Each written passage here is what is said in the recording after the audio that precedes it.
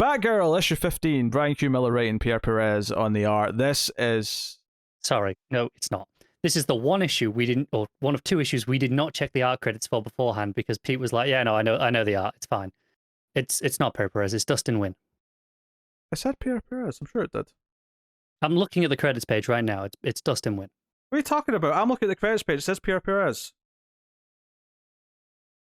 Issue 15. The Bruce Wayne issue? The Road Home? Oh, maybe this is a one-shot I've read in the trade. Oh, well, I haven't read this thing, so I'm not reading the trade. Oh, that's what's happened. So you shut your mouth at us, Pierre Perez. Shut your filthy mouth. that one shot may well be Pierre Perez, but you didn't tell me I needed to read that. I didn't realize it was a one-shot next. I just read the next issue in the trade. It's alright, I'll tell you what happened. You can keep your issue 15 thoughts in your back pocket for next time. Oh, great. So, yeah, actually, now I'm thinking about it, I remember the collection for all these one-shots that I'm thinking of. Like, they all had, like, you know, Bruce Wayne The Return, Batgirl, Oracle, You know what, because I don't think I've ever read that one shot. Yeah. So when you said, oh, it's this one shot, or no, well, not one shot, the tie-in, I just assumed you were referring to this opening section. No. So, there's a quick scene of Back from the Past when Spoiler interacted with Batman and didn't feel trusted.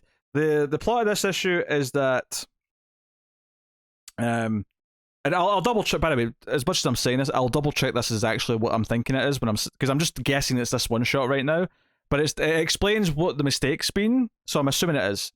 While you tell us about it, I'm going to go to Comixology and see what's in this trade. Are you on the second volume now? Yes, I believe so. Okay. So, as long as it's in the trade, this will be right. Basically, Bruce is back, but he's pretending to be a villain, robbing Wayne Enterprises and it's basically all just to test theft. And it's got a lot of the banter we love. I think that was the other thing here that has been really consistent, much like Birds of Prey, bizarrely. But in fact, there's even a great joke in here where when she talks to Babs after this, she's had this fight with this enemy, and it barely went okay, and he got away because his suit's giving him superpowers. They have this conversation where they're kind of talking about how, well, this guy also fought Batman and Robin the other night, right? Which is obviously a reference to the other one shot. And she says that, you know what, like, why did he go so easy on you? And she's like, easy? And then there's like a pause and she's like, fair. And that's kind of a running joke in the issue. There's a couple of times when Steph does that where she'll sort of say, what? And then goes, fair. But she's like, oh, maybe I'll set the Birds of Prey on them, strength in numbers. And Steph's like, oh yeah, Batgirl and the birds, yeah, let's do a team up. And she's like, no, not you, just the birds. So, and then Proxy's there later on, but it's a shame we didn't read it because it's actually full. It's a Brian Q. Miller issue, so it's still full of that voice. It's still full of these beats. I will say, having jumped straight to issue 15, more full me, how dare I? Yes. I didn't feel like I was missing an issue. Well, that's good. But by the nature of this series mostly kind of being either short arcs or a series of one shots, I didn't feel like I'd missed anything. Yeah, well, regardless, yeah. So more fun stuff with Steph and Babs. Steph's investigating kind of on her own with Proxy because, I mean, Babs told her to stand down, but she's going to investigate anyway. And there's things that don't quite add up. She finds that whoever this quote unquote villain is, he's stolen some sort of big fancy gun that can shoot through walls, and she suspects there's going to be an assassination. They find the lair, but there's something not quite making sense about it. It leads to Crime Alley. There's a couple of different fight scenes. She has to fight like a bunch of thugs, and she's not got her costume on her, so she actually has like a purple balaclava she puts on and fights in that instead. Art's really good. I mean, obviously Pierre Perez has been the solid kind of like second artist on this book. And he's done, obviously, he shared some issues, he had a couple issues on his own. So having not read this, I imagine it doesn't feel out of place. Because not at all. Probably why you didn't notice it was the one shot, which, by the way, the official name is Bruce Wayne, The Road Home, Batgirl, issue 1. There you go. That's what we're talking about. But yeah, probably why you didn't notice is because, I mean, you've got Miller and Perez. Yeah. It could easily have been issue 15. I'll let you off on It that. does kind of say that on the title page, but I assumed it was just the title of the issue because issues have titles on the title page. It's just normal. Absolutely, they do. If anything, me going to Dustin Win is a bigger change. Yes. In terms of like this is visibly very different. So yeah, so she tracks him down, Bruce, and Bruce takes off the mask, and she's mad at him. And one of these great moments where the narration kind of just adds to the scene is she yells at him for playing a trick on her, and she slaps him in the face. And then her narration, she like sort of like gasps and like holds her mouth, and immediately starts going, oh my god," in her head. And then she runs away and just sort of yells as she's running away, "I'm glad you're not dead." Very delightful. Very delightful. There is one scene that kind of sticks out a little bit, just because obviously this is part of a series of one-shots, where Vicky Vale comes up to Barbara, and she's clearly investigating Bruce Wayne and thinks that he's Batman, and asks her a bunch of... It's just one page. It's clearly something that's running through all these one-shots. It was very obvious that's what it was. The only thing I'd forgotten is that this was a separate one-shot. I remembered this being a thing, and these issues being a thing. I just didn't remember it was separate one-shots rather than just issue whatever of the books. But yeah, so Bruce comes to speak to her on a rooftop. They have kind of a heart-to-heart where she explains why she got mad and why she slapped him, and it's basically this idea that she became Batgirl in his absence. She kind of took up that mantle and was approved by Barbara. Barbara kind of like gave her the torch and let her carry this on. But Bruce never did. So the idea that if Bruce ever comes back and seeing him, he might take it away. He might say, "You don't deserve that bat, that you're not part of this." Even though she does know a lot about him, because there's actually a joke earlier on the issue where Proxy mentions something like, "Oh, what was so significant about Crime Alley?"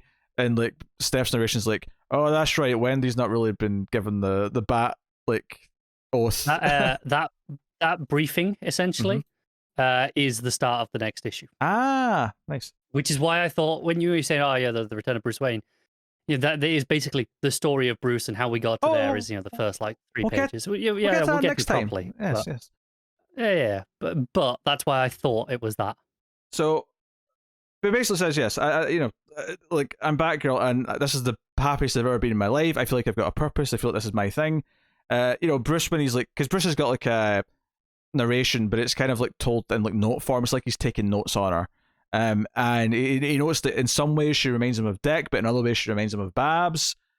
In her attitude, but noticed that her wisecracking, her wild card kind of nature, while it was once a detriment to her, as spoiler, she's kind of grown up a little bit, and it's like now a part of her arsenal that makes her different from everyone else, and kind of lets her operate. And even noticed at the end that his return will affect her the least. She'll continue to be Batgirl, and she'll almost be unfazed by him existing again, which is a really neat kind of point.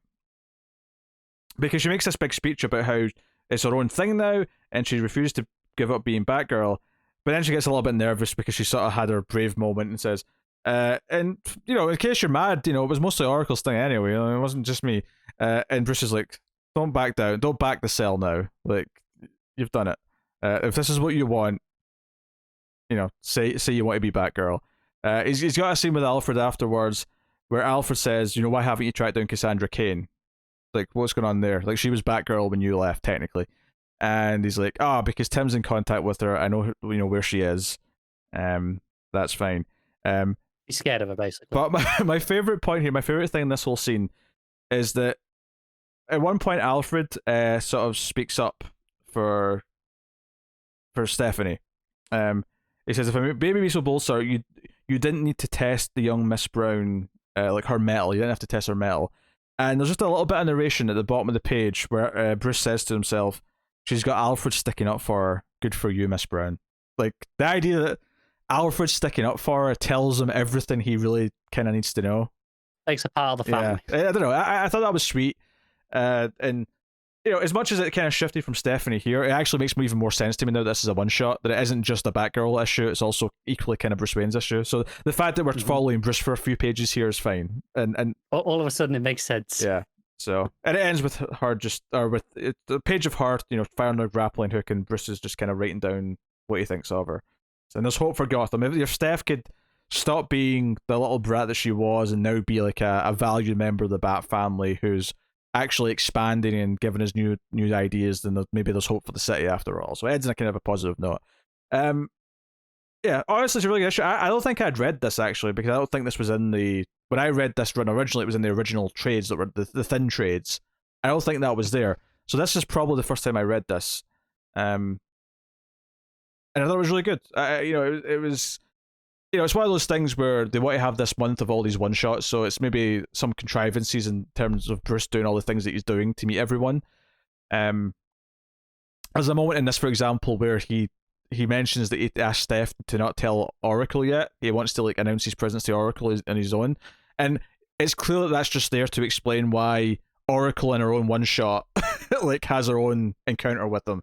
Like they had to do it so that there was no like spoiling it for her before her issue, which I assume came later. But other than that, really good. Like I say, Alfred sticking up for her and Bruce kind of like acknowledging that is like, okay, all right. So if I had any doubts, like Alfred's pledging for, so vouching for her. Yeah, I'm just looking it up just because I wanted to see if this was on DC Universe so I could read it. This Batgirl one was actually the first of 8 in the Road Home series. Batgirl's, Oracle's was like 2 weeks later. Okay. I'd recommend checking it out before the next episode if you want to just fill it in for the sake of having it read. I probably will. That's why I checked if it was here. But not really good. I would probably give us another solid 8 out of 10.